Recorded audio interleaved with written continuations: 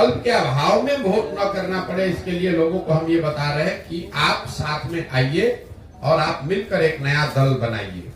कई लोगों को ये लगता है मेरे नजरिए से कि पहले नेताओं की दलों की मदद करते थे, अब बिहार में ये क्या नया काम कर रहे हैं। तो मैं आपके जरिए से आपको और आपके दर्शकों को, बिहार की जनता को बताना चाह रहा हूं कि मैं नया काम कुछ नहीं कर रहा हूं। जो काम हम पहले कर रहे थे वही काम कर रहे हैं। पहले मैं नेताओं को, दलों को सुझाव देता था कि किस तरीके से अपने संगठन को, दल को व्यवस्थित कीजिए, कैसे आप किन मुद्दों को लेकर जनता के बीच में जाइए, कैसे प्रचार प्रसार कीजिए, कैसे चुनाव लड़िए, जीतिए।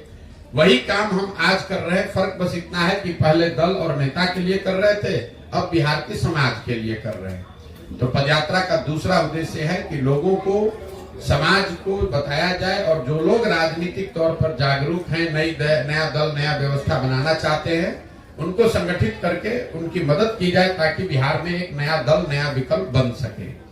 और तीसरा पदयात्रा का जो उद्देश्य है कि अगर लोग सही तरीके से वोट कर भी दें, सही लोग चुनकर आ भी जाएं, तो भी बिहार तब तक नहीं सुधरेगा जब तक बिहार को सुधारने का एक नजरिया, एक प्लान, सोचा समझा विजन ना हो। तो इस पदयात्रा के दौरान एक लक्ष्य ये है कि बिहार के 8,500 पंचायतों का जमीन पर अध्ययन करके, विशेषज्ञों की राय से, लोगों की सलाह से हर पंचायत का एक 10 वर्षीय योजना बनाया जाए ताकि लोग ये देख सके वोट करने से पहले कि उनके पंचायत को अगले 10 वर्ष में विकसित बनाने के लिए जन सुराज के पास क्या योजना है, क्या प्लान है।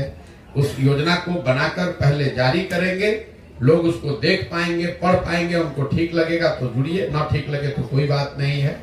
तो पदयात्रा में जो इतना लंबा समय लग रहा है वो इसीलिए लग रहा है कि ये सिर्फ किलोमीटर चलने का मुद्दा नहीं है।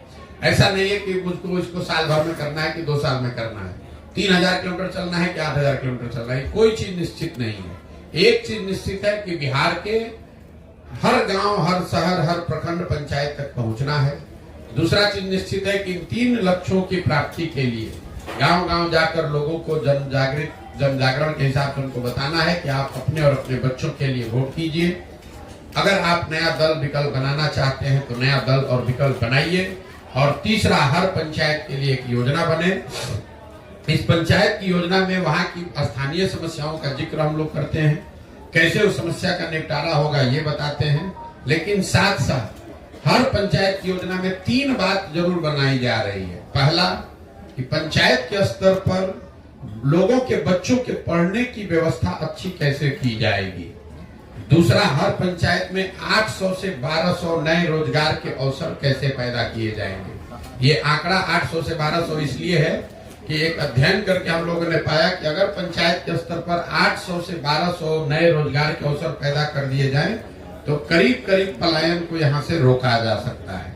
और तीसरा, हर पंचायत में जो खेती अभी हो रही है वो खेती जो खाने वाली खेती है, इसको कमाने वाली खेती में कैसे तब्दील किया जाए, कैसे लोगों को खेती से आमदनी हो। क्योंकि बिहार में आज जो खेती होती है ये खाने वाली खेती है। बोलचाल की भाषा में आपने सुना होगा, लोग कहते हैं कि अभी पंजाब से यहाँ लौट कर आए हैं खेती करने के लिए, कमाने के लिए लुधियाना जाएंगे, कोयम्बटूर जाएंगे।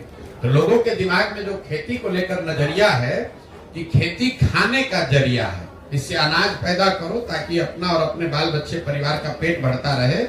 कमाने के लिए लोग मजदूरी करने जाते हैं। तो ये योजना बनाने का प्रयास कि बिहार में जो खेती करने वाले लोग हैं उनके लिए खेती कमाने का जरिया कैसे हो, ये एक लक्ष्य है। इन 3 लक्ष्यों को लेकर अभी 18 महीने से चल रहे हैं, 1-1.5 साल और लग सकता है, लेकिन पूरी तरीके से दृढ़ संकल्पित हैं। इस काम को पूरे बिहार में करेंगे।